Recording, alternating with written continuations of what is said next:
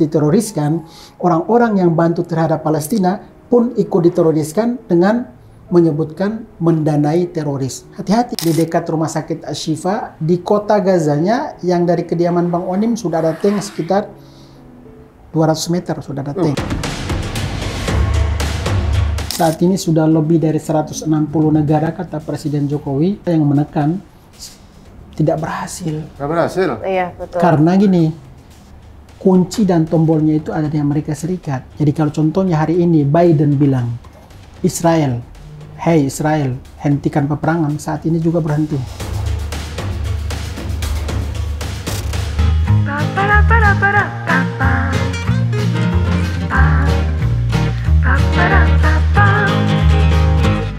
Isu Palestina sebenarnya lebih besar daripada Hamas.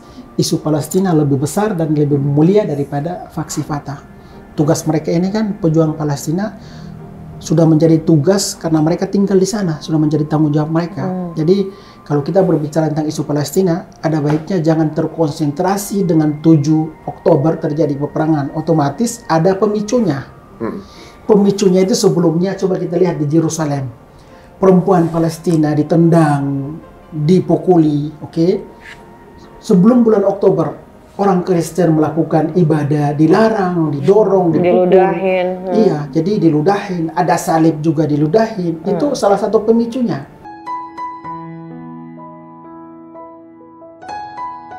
Ada juga orang yang masyarakat Muslimin Palestina melaksanakan sholat di Masjidil Aqsa dibatasi, tanah mereka diambil. Ini juga pemicu. Deretan pemicu ini dilupakan oleh oknum yang muncul seakan menjadi juru bicara dadakannya pihak penjajah. Padahal nggak tahu latar belakang. Seperti itu. Makanya ada yang bilang, coba kalau tidak melakukan penyerangan. Tidak melakukan penyerangan. Terus mau sampai Kalau kapan? orang sebelum-sebelumnya kan masyarakat Palestina dibunuh. 75 tahun udah ya? 75 tahun. Lupa 75 tahun. Karena adanya bulan Oktober. Iya. Nggak boleh kayak gitu. Ini jika ada opini tersebut menggiring dan pembodohan publik. Pembodohan publik. Makanya saya selama berada di sini itu saya juga berharap kalau bisa saya bisa dipertemukan dengan Persekutuan Gereja Indonesia dan kalau bisa Bang Onim tidak hanya hadir di Istiqlal tapi juga di Gereja Katedral untuk menyampaikan pesan dari orang Kristen terhadap orang Kristen di Gaza terhadap orang Kristen atau non-Muslim yang ada di Indonesia. Karena ini amanah harus saya sampaikan. Iya. Yang mudah-mudahan mereka dengar di sini dan teman-teman mohon maaf. Saya berada di sini itu membawa pesan damai dari masyarakat Kristen di Palestina untuk masyarakat non-Muslim yang ada di Indonesia. Saya juga membawa pesan damai dari Muslimin di Palestina untuk Muslimin di Indonesia. Bagaimana caranya kita melihat isu Palestina ini adalah isu global, bukan isu tradisional, bukan isu yang kita digiring opini bahas Hamas, bahwa Hamas yang pada akhirnya diteroriskan. Setelah Hamas diteroriskan, orang-orang yang bantu terhadap Palestina pun ikut diteroriskan dengan menyebutkan mendanai teroris.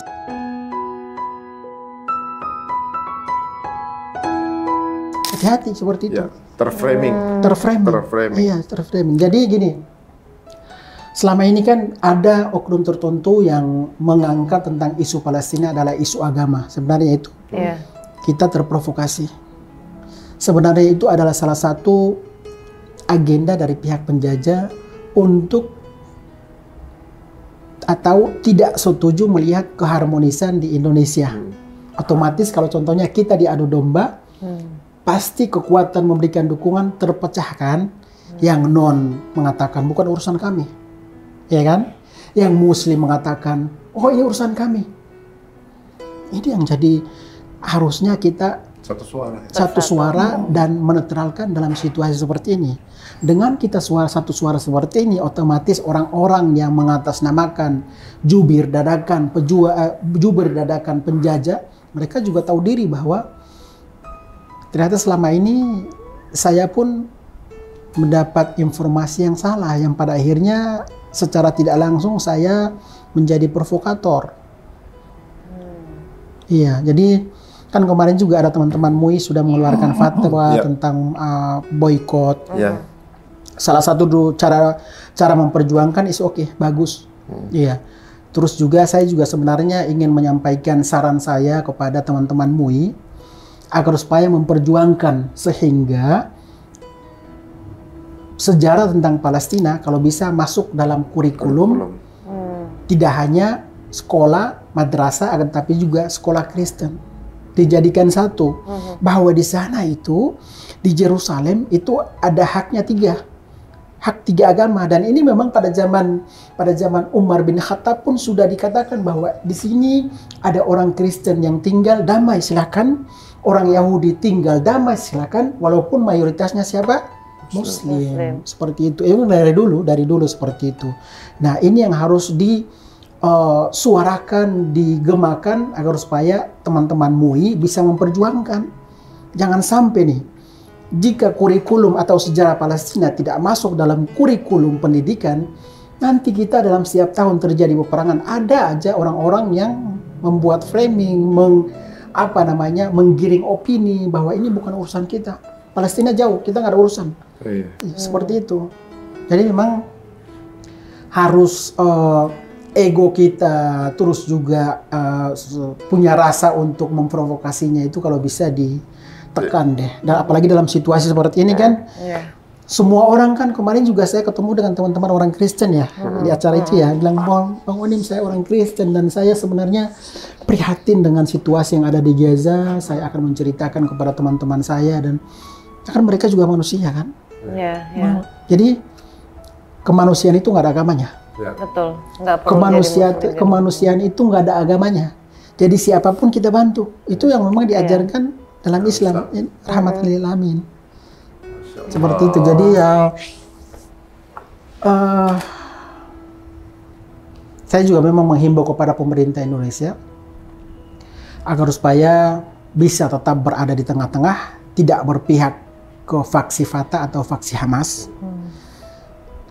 Karena jika pemerintah tetap berada di tengah-tengah, saat ini pemerintah berada di tengah-tengah, itu sudah secara langsung itu memberikan edukasi kepada masyarakat Indonesia bahwa pemerintah pun membantu masyarakat Palestina, itu tidak hanya faksi Fatah yang dibantu, akan tetapi orang Palestina semuanya dibantu, tidak melihat latar belakangnya apa atau komunitasnya apa, akan tetapi semua orang Palestina itu harus kita bantu. Seperti itu. Jadi memang alhamdulillah sampai dengan saat ini juga pemerintah Indonesia kemarin juga bantuan dari Indonesia walaupun tertahan sudah masuk. Dan saya sih sebenarnya kalau ada teman-teman yang, saya punya lembaga filantropi namanya Nusantara Palestina Center, legalnya resmi, dan alhamdulillah Mas Ari kami tiap tahun diaudit.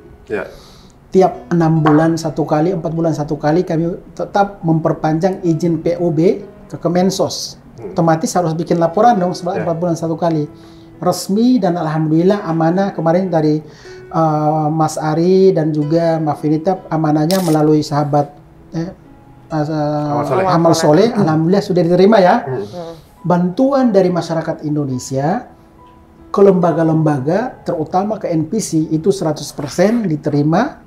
Khusus NPC ya, diterima oleh anak yatim, oleh warga sipil, oleh lansia, oleh para pasien yang menjadi korban. Jadi kita dari Indonesia, dari masyarakat Indonesia untuk masyarakat Palestina yang ada di jalur Gaza. Tanpa pilih-pilih ya? Tidak, kita menghindari yang namanya politik atau faksi. Kita konsennya itu ya untuk warga sipil yang ada di jalur Gaza. Jadi kalaupun nanti ke depannya ada teman-teman lembaga yang ingin menyalurkan bantuan, tidak harus ke NPC. Bebas. Tapi kalau ke NPC kontak kemana? Ke NPC ada yang di akun IG-nya itu ada? Akun IG-nya itu ada. Dan alhamdulillah NPC dari hari pertama peperangan kita hampir setiap hari distribusi. Hari pertama itu kan tidak ada bantuan yang masuk. Kok Bang Onim beraktivitas mendistribusikan bantuan? Jadi gini, kami NPC itu punya tim lebih dari 90 orang di Gaza Utara, Kota Gaza, Gaza bagian tengah, dan Gaza bagian selatan. Masing-masing tim atau wilayah itu punya tugas masing-masing. Contohnya di Gaza bagian utara ada yang tugasnya distribusi bahan makanan dan air. Gaza bagian tengah atau Gaza City yang tugasnya untuk distribusi solar dan bensin. Di Gaza bagian sama Jadi kalau contohnya di Gaza bagian utara di rudal dan meninggal, otomatis di Gaza bagian Gaza City ada Masih tim. ada. Masih ada. Kota Gaza dibom atau di rudal tim kita di Gaza Tengah dan Gaza Selatan masih ada. Itu sistem atau taktik emang dipakai dalam kondisi emergensi, fase emergensi dalam kondisi peperangan seperti itu. Dari mana dapat bantuan pada saat di tengah-tengah bantuan dari perbatasan ke Mesir itu dilarang untuk masuk ke Gaza? Kami itu mendapat kepercayaan luar biasa dari pihak Bank Al-Quds. Kami transfer itu dari Jakarta, bukan ke Turki. Kami transfer itu dari Jakarta langsung ke Gaza, ke pusatnya. Jadi tidak menitipkan ke sini, langsung ke Gaza. Itu tidak semua lembaga yang diberikan kepercayaan oleh pihak Bank Al-Quds yang ada di Gaza. Itu yang pertama. Yang kedua, NPC diberikan kepercayaan oleh para pengadaan obat-obatan, solar, bensin, karena Bang Onim tinggal di sana dan dijadikan jaminan. Bang Onim tinggal di sana dijadikan jaminan, tidak mungkin Bang Onim kabur. Makanya diberikan kepercayaan, trustnya itu kata mereka, ini fase emergensi dan warga Gaza kalau tidak diberikan bantuan makanan akan mati, meninggal. Diambil aja dulu.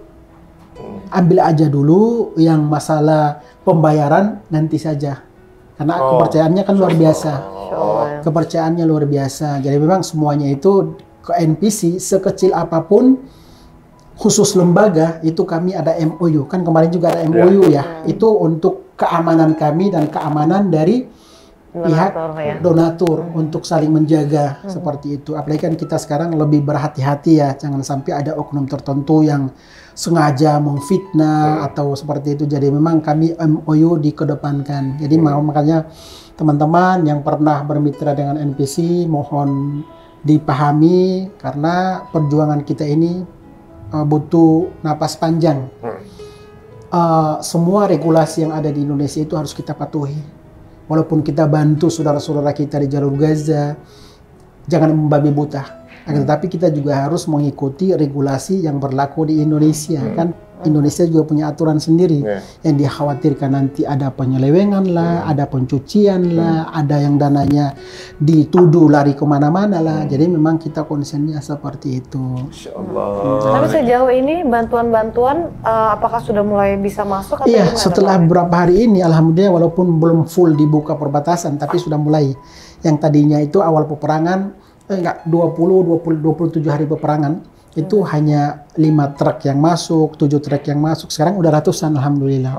Dan itu biasanya itu dijaga atau apa kan? Karena begini, kita dengarkan semua masuk rumah sakit aja itu kan semua dihabiskan oleh mereka. Nah, otomatis kan bantuan-bantuan ini pun juga bisa jadi target.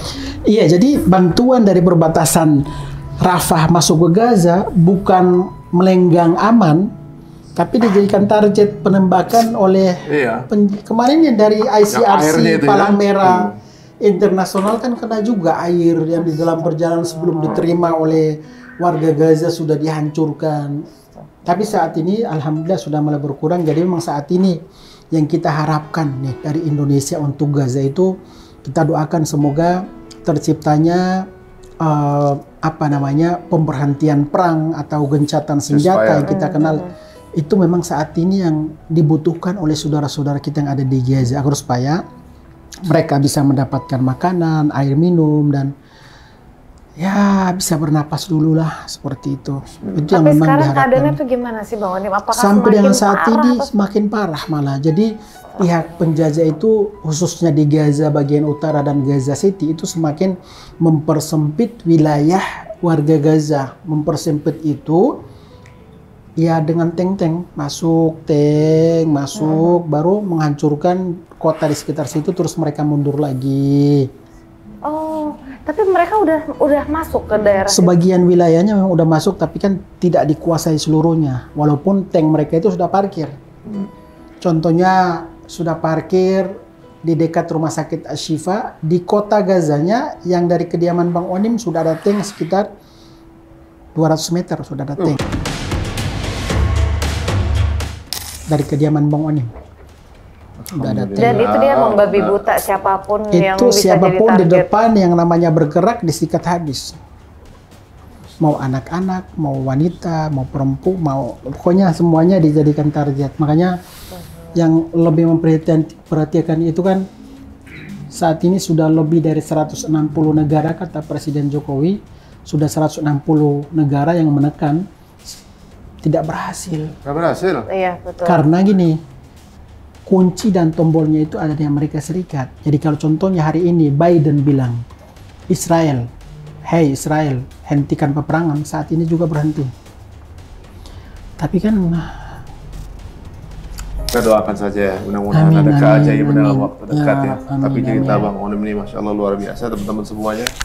Kita di momen ini juga ingin mengucapkan terima kasih Bang Onim untuk hadirnya ke sini, dan ini amanah titipan dari teman-teman semuanya sebagai bentuk Masya Allah. amanah bukti kalau kita menyalurkan ke NPC. Sudah menyalurkan. Di NPC teman-teman semuanya. Ini bukan ini ya, ini uang Israel ya. Oh iya, beda-beda. Ini mundur belakang dong. Ya teman-teman, jika nanti kemudian bertambah lagi, kita akan lagi salurkan lagi. Dan ini kirim ke beliau langsung. Beliau langsung masuk ke Gaza ya. Alhamdulillah. Jadi bantuan ini dari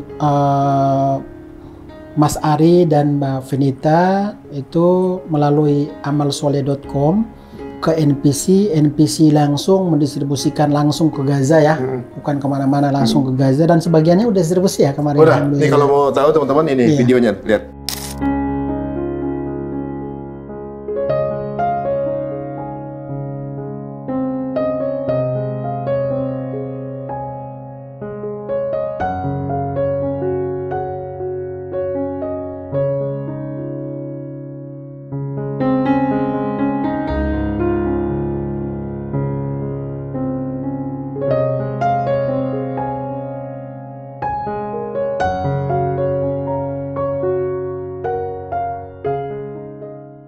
Alhamdulillah teman-teman, terima kasih untuk yang sudah donasi dan juga menitipkan dan mempercayakan kepada kami. Insya Allah amanah 100% langsung kita kirimkan di NPC ya, di NPC. Alhamdulillah. Terserah NPC mau di bagaimana cara pengelolaannya, kita karena percaya pasti di lebih sana. tahu ya. Yes, iya. Jadi saya memang di sini juga sebagai pembina NPC menyampaikan apresiasi kepada Mas Ari dan Mbak Venita yang sudah turut merasakan tidak hanya mengedepankan air mata kalau untuk Palestina, tidak hanya kita menangis untuk Palestina, tapi memang doa dan pergerakan dukungan nyata yang dibutuhkan oleh saudara-saudara kita di Palestina seperti yang sudah dilakukan oleh Mas Ari dan keluarganya. Jadi semoga apa yang antum persembahkan menjadi tiket dan kupon nanti jika berhadapan dengan Allah Subhanahu wa taala, minimal sudah punya jawaban. Amin. Bahwa ya Allah, selama kami hidup di dunia,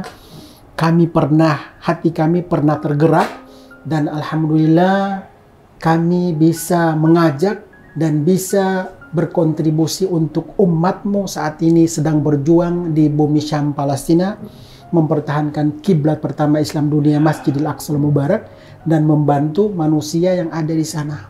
Jadi kedepannya mohon jangan kaget kalau bantuan ke NPC tersebut tidak hanya kita serahkan kepada mayoritas muslimin yang ada di Palestina, tapi kami juga tetap akan memberikan kepada sahabat-sahabat kami orang Kristen yang ada di jalur Gaza, karena mereka terlupakan sebenarnya. Mereka terlupakan dan kita hadir sebagai manusia untuk mempersembahkan hadiah kepada manusia yang ada di Palestina. Sekali lagi terima kasih. Terima kasih. Terima kasih. Guys, doa yang banyak untuk teman-teman yang ada di Palestina, saudara-saudara di Palestina, dan juga doa juga buat Bang Onim dan keluarga. Jika dirasa bermanfaat, monggo silakan di-share sebanyak-banyaknya, dan jangan lupa untuk salurkan sumbangan kalian dan juga apa yang bisa kalian bantu saudara di Palestina. Terima kasih waktunya Bang. Terima kasih. Tadi kita ngobrol itu sebenarnya baru mukadimah. Kita bikin lagi sesi nanti. Mukadimah sebenarnya yang mungkin baru sekitar 10% yang kita ngobrol tadi. Kita bikin lagi 90%. Amin. Insya Allah nanti kita bisa ketemu lagi, karena situasi di Gaza kita tidak bisa memprediksi 2 bulan, 3 bulan itu tidak kita ketahui. Jadi memang kita harus mempersiapkan amunisi semangat kita agar supaya walaupun terjadi peperangan panjang, tapi kita juga tetap stay dan siap untuk memberikan solidaritas kepada saudara-saudara kita di Palestina. Masya Allah. Semoga dikuatkan Bang Onim dan keluarga. Kita tutup dengan Assalamualaikum Waalaikumsalam warahmatullahi wabarakatuh.